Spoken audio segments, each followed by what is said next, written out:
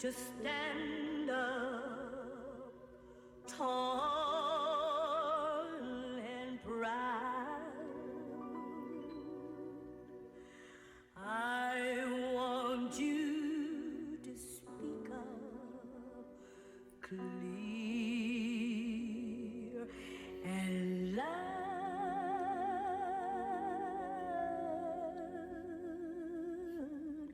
Brown baby.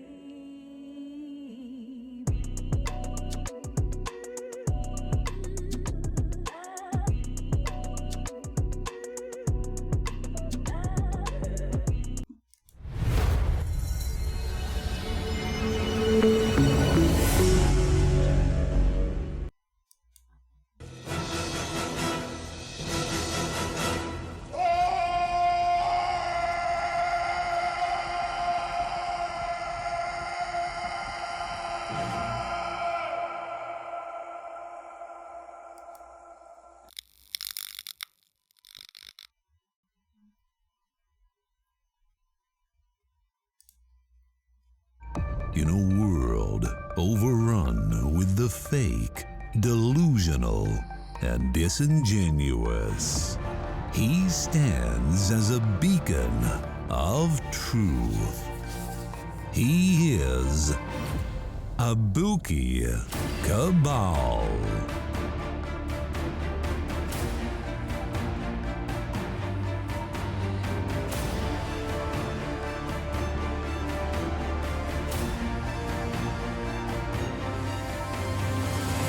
You are listening to Abuki Cabal.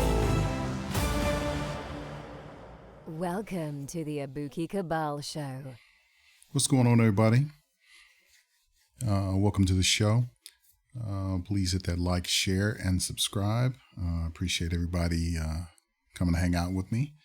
And for everybody who's been supporting the show from day one, or if you just hopped on the train, I appreciate you all.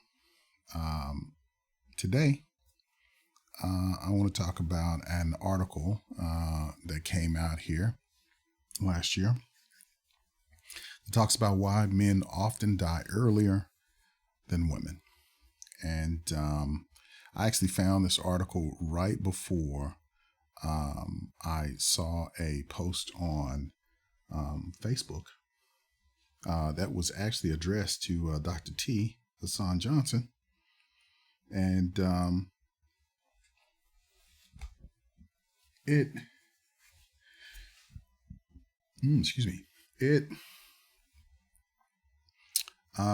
is from Davey M, SYSBM, and he has some great posts.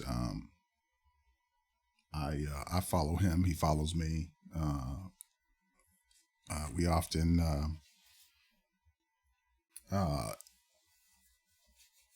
laugh at a few posts that we kind of juggle back and forth between a few folks on there. I appreciate the interaction a whole lot.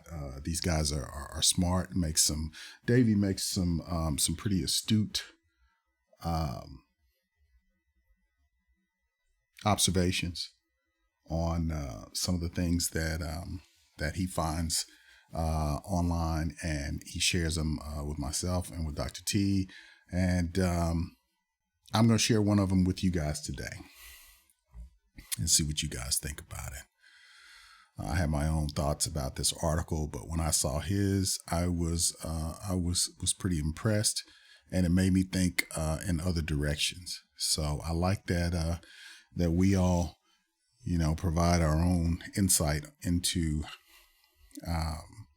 some of the problems that we see in our community. So let's move over here to the article. Okay, I guess I'm going to share his first. Let's see if this thing acts right. Here we go. T. Hansen Johnson. It's interesting that often when it comes to terminal care, feminists will quote the fact that women who are terminally ill are more likely to be divorced than men who are terminally ill. Superscript 1. While this ignores the fact that women initiate divorces at higher rates than men on average, I believe this requires further attention cubed. This thought paints the idea of women being more admirable and altruistic while men are animalistic. However, since we know men die earlier than women, I was prompted to dig deeper squared. What was discovered is that among blacks in particular do not resuscitate, DNR, and do not hospitalize, DNH. Orders leads to blacks having a higher mortality rate in ICU and hospices. 4. Women received better EOL, end of life, care than men. 5. Men tend to ask for more aggressive ICU care during their EOL stay, whereas women are more likely to place DNR orders. 6. Black patients in terminal care already are poorly treated. 7. Now, if we combine the fact that black men have worse treatment in hospitals, women are more likely to request DNR advanced orders, and black men's lower life expectancy rates, in addition to higher medical costs for blacks, we get a full picture. Okay, so as you can see, he's talking about end of life care for black males as opposed to in comparison to black women. And I think this probably goes probably the same on the other side as well. But he lists some other sources here. This article being one of the sources, and these are very interesting. And I would suggest I'm gonna put these in the description for you guys to look over. But he is correct on all of this. And before I even looked at this, I mean, all I have to do is go by my own experiences working in the medical field myself, and I see some of these trends and have seen them for years. And you don't really think about these things until they're put into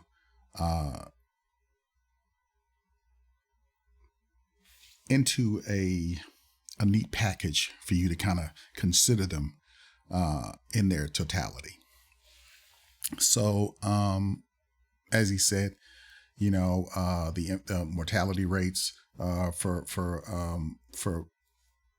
black men are higher than black women. But we know that that's the case. I mean, BGS Institute suggested a book called The Lucifer Principle that I'm reading right now, and it is very good. I'm going to put that one in the link as well.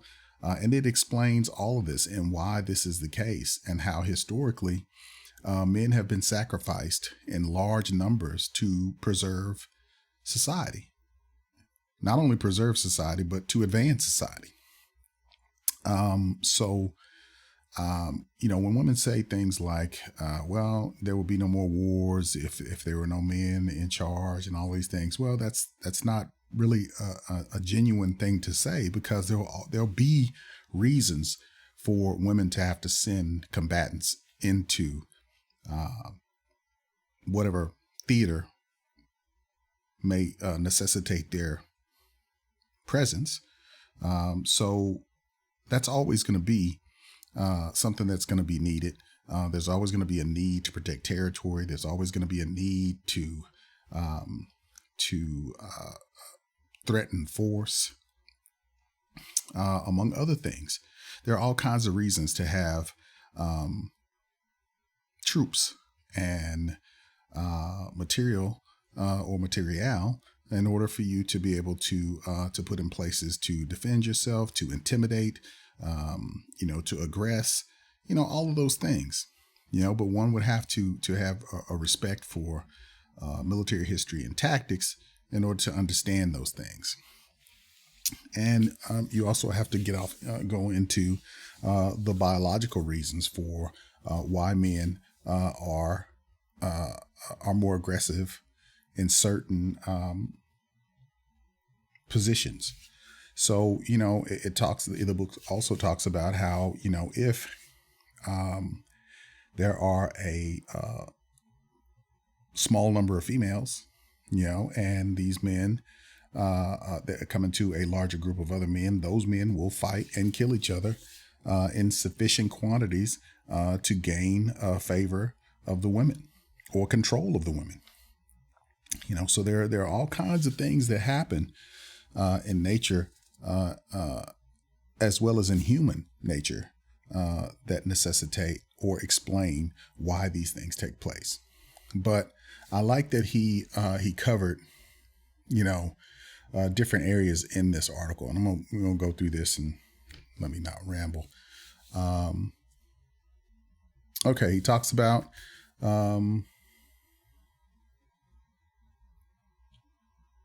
how feminists will caught the fact that women who are terminally ill are more likely to be divorced than men who are terminally ill, but that's not the case. While this ignores the fact that women initiate divorce at higher rates than men on average, I believe this requires further attention. Okay, so let's see, we'll skim through this. They claim that they're more altruistic and we're more animalistic. Okay.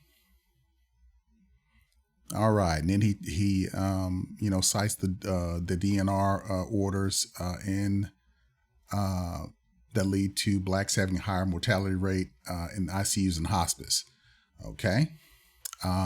There's a book I'm also reading right now called The Emergency, and I can't remember what the author's name is, but I'll put that down there also. And that if you read that book, the physician that wrote this book says some of the same things. He talks about some of the issues in healthcare where men are, well, not men, just black people in general, don't seem to, how can I put this? Don't seem to get the same care as dominant society. Let's just say that, and that resources are not allocated in the same way when dealing with black patients as opposed to other patients.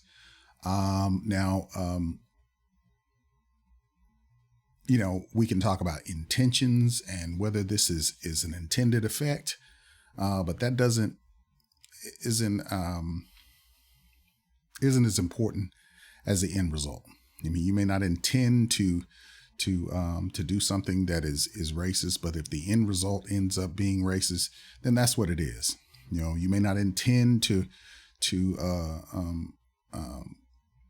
not treat a certain sector of society, but if you allocate resources in a way that doesn't take care of, rural hospitals or hospitals that are in predominantly black areas, and those resources tend to, in the form of vents or whatever the case may be, are taken to other places, then, you have a result that is the result. So we have to, in that case, you look at the data and you present the findings of the data and you say that, hey, you present it and you say, hey, this is what it is. And if that's what it is, either you rectify the situation or you don't. But what you'll find when you look through some of these articles and some of these studies, you'll see that study after study indicates that, for decades, this has been kind of the same issue. You can find the same issues in education and other areas as well. This goes into the same issues with redlining and other things. But this is kind of, deviating from the other aspect of the show. But we'll move on to the other. We talk about. He talks about ICU and hospice, and blacks being shuttled into those areas. A lot of black men being shuttled into those areas. That's true. Women receive better end of life care than men. That's true. And that, like I said, in the Lucifer principle, it talks about how men are pretty much sacrificed in larger numbers because, pretty much your only significant worth is to basically give your seed, and, perpetuate the species. So that's why historically men have been sacrificed in those numbers. And once you are out of those, the years of being viewed as useful to society, then it's kind of easier to say that we're not going to allocate, a whole lot of resources and effort towards, extending your life. So that's what he's talking about. And like I said, there are plenty of sources here, 7 sources in all that basically back up his position. And I thought I would share that with you guys before digging into this. Oh, not that one. This one. All right. So this is why men often die earlier than women. And we will go ahead and dig into this one. See what you guys think about that. Why men often die earlier than women. I get it. Whether you believe you can or you believe you cannot, you will probably be right. I think it is more than single-minded though. It is also recognizing the mind-body connection. But it is still not that simple. Some people have ability that are stronger than others.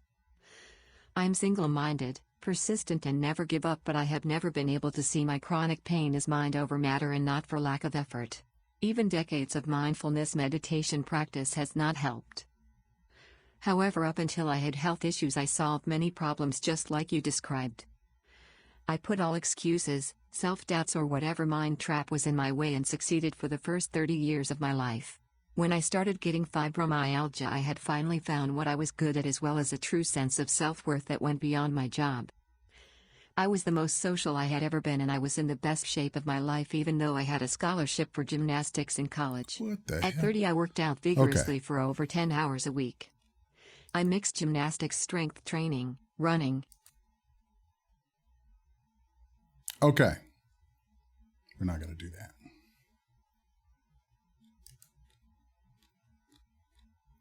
All right. Why men die earlier than women. Okay.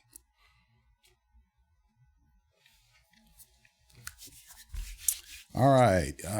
My wife recently asked me, why do you assume you'll die before me? It's true. I have made assumptions, so I answered as a matter of factly as I could with one word: statistics. I knew that on average, women live longer than men. In fact, 57% of all those age 65 or older are female.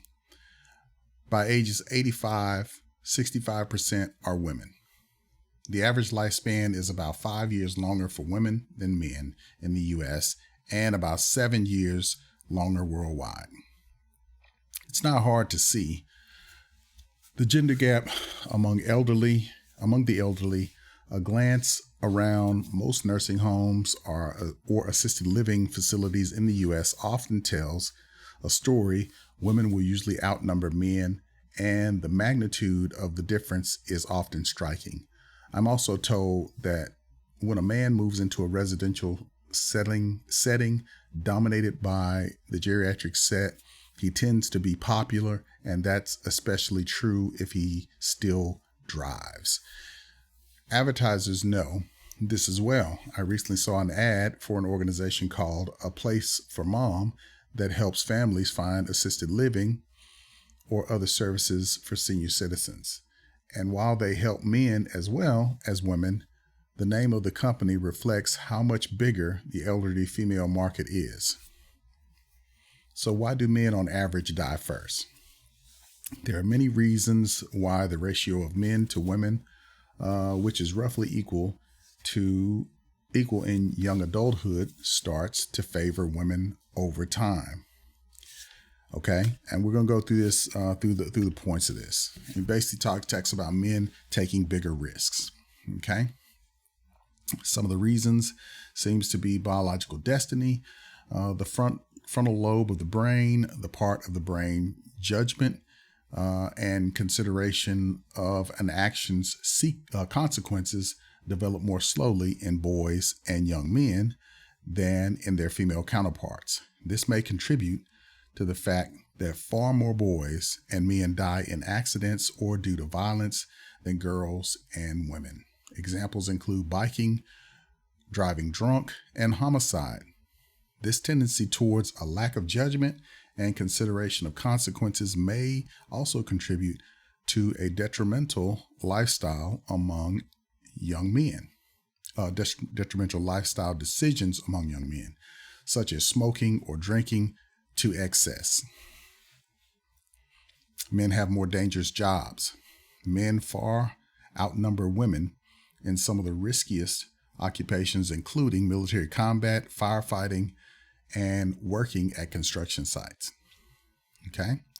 So, ladies, when you talk about the pay gap, you have to take into consideration that this is why men tend to earn more money for taking riskier jobs. And across the board, women may be in these occupations, but at what level are they performing the task in these more dangerous and hazardous jobs is what you have to ask. Okay. Die of heart disease more often and at a younger age. In fact, men are 50% more likely than women to die of heart disease. The fact that men have lower estrogen levels than women may be part of the reason, but medical risks such as poorly treated high blood pressure or unfavorable cholesterol levels may contribute as well.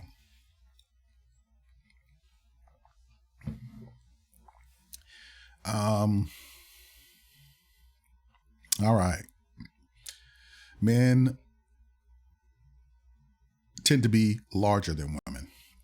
Across many species, larger animals tend to die younger than smaller ones. Although the magnitude of this effect is uncertain in humans, it may work against male longevity. Excuse me. Although that is changing. We are starting to see a lot of extremely large women, to our chagrin. Men tend to commit suicide more often than women. This is true despite the fact that depression is considered more common among women, and women make more non-fatal suicide attempts. Some attribute this to the tendency for men to avoid seeking care for depression and the cultural norms that discourage men from seeking help for mental illness. So that's a part of the push for men to embrace their softer side and talk about their feelings, all of the stuff that women don't like, but they want you to do it. Okay. Men tend to be less socially connected for reasons that aren't entirely clear. People with fewer and weaker social connections, which tend to include men more often than women, tend to have higher death rates. Men tend to avoid doctors. According to the Agency for Healthcare Research and Quality, men are far more likely to skip routine health screenings and far less likely than women to have seen a doctor of any kind during the previous year. The uneven playing field for boys starts early. The Y chromosome tends to develop mutations more often than the X chromosomes. And the lack of a second X chromosome in men means the X-linked abnormalities among boys are not masked by the second normal version. Survival in the womb is also less reliable for male fetuses for uncertain and probably multiple reasons. Developmental disorders are also more common among boys. Some of these could shorten life expectancy. Okay. And this is covered also in the Lucifer Principle, where it talks about men. There are more female children born than male children, and basically the author explains that the reason for this is that, one male can impregnate 100 women, and increase the size of a population over a relatively short period of time. So you don't really need that many males as far as in order to try to, regain the size of a population, but you need a lot of males to fight. So the males that are there can be whittled down to a smaller number and still increase the size of that population over time. So nature is probably taking that into consideration. So let's get down to the last part. What we can do to help men live longer. Well, there's not much that can be done about some of these factors. Others are modifiable. For example, since men tend to avoid medical care far more than women, getting men to report symptoms, including depression, and go for regular follow-ups for chronic medical problems such as high blood pressure could counter some of the tendencies for men to die younger. It's also worth noting that the survival gap between men and women reflects an average tendency among large numbers of people. In fact, plenty of wives predecease their husbands. Individual risk factors such as smoking, diabetes, or strong family history of breast cancer history of breast cancer can outweigh the general tendency for women to live longer. Perhaps we'll be more successful in the future in avoiding preventable premature death among men and women. And because many of these efforts will have a bigger impact on men, the gender gap among the elderly may eventually narrow. Until then, my wife and I will do what we can to stay healthy, but statistics don't lie. I'll probably be first. Okay, and that's by Dr. Robert H. Spurling, MD. Okay, so I thought you guys would enjoy that. Sorry about my technical difficulties there with my reader. I thought that would make things easier, but it's not reliable, as you can see. So, what did you guys think about that? You guys let me know, and I will put down in the description the other things, the other links to the other studies. If you guys would like to go through that and kind of let me know how that goes. I appreciate you guys following. And one day I'm going to have enough time to kind of edit these videos and break out some of my mistakes. But until then, I'm going to have to, go ahead and throw them out as fast as I can print them out. It's kind of hard coming in here after working and, coming in late and cranking this out so I can keep you guys around. And if you guys want to know, those COVID numbers are increasing as of today. Started out with 2. Now we're up to, I think, like about 15. And that's not counting staff. So, and that's just in my facility. So, and that's on my in my facility right now. I'm not sure what the state's numbers is right now, but we are in the beginning, and I think they're going to probably be ticking up right along with our monkeypox numbers. So if you guys want me to get into that, I'll get into that as well. Just let me know in the comments. Appreciate you guys. I feel like a motherless child, a long way from home.